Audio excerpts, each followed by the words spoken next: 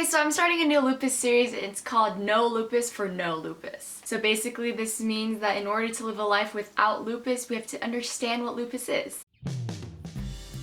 So I'm going to play games so you can be able to learn some facts about lupus. Today's game will be in the multiple choice kind of style. I'll have a statement and I'll have 4 potentially correct answers. And yeah, let's see how many you can get right. Okay, first question. Lupus is an autoimmune disease that can affect A, the heart and lungs, B, the skin, C, kidneys, or D, all of the above.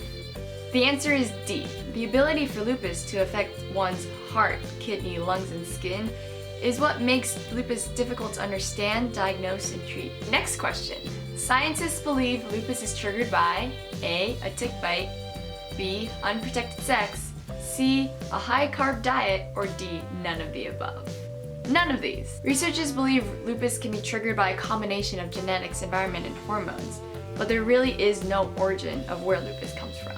Lupus is sometimes called A, the silent killer, B, the butterfly syndrome, C, the daylight disease, or D, the great imitator. Lupus is sometimes known as the great imitator because some symptoms can closely resemble those of other diseases.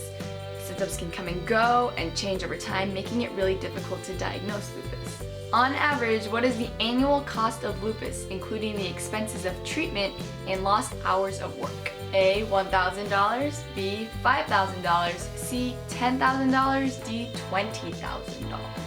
A lupus patient's medical and loss of productivity costs are roughly $20,000 per year, and with kidney complications, they can increase to $63,000 per year. Inflammation of the kidneys can be one of the more serious complications of lupus. What percentage of adults with lupus experience this? A, 10%, B, 35%, C, 40%, or D, 75%. 40% of adults and 66% of children ultimately will face some sort of kidney complication. As many as 2/3 of people with lupus experience sensitivity due to A, wheat, B, gluten, C, milk, or D, UV light. Sensitivity to UV light, such as sunlight and artificial light, affects as many as 2/3 of people with lupus. This is known to cause fever, debilitating fatigue, joint pain, and rashes. Well, I hope you guys learned a lot from this episode of No Lupus for No Lupus. Feel free to ask me more questions, what really surprised you, what you didn't know, spread awareness. Keep donating to the first link in the description box below. Yeah, and thanks. I'll see you next time.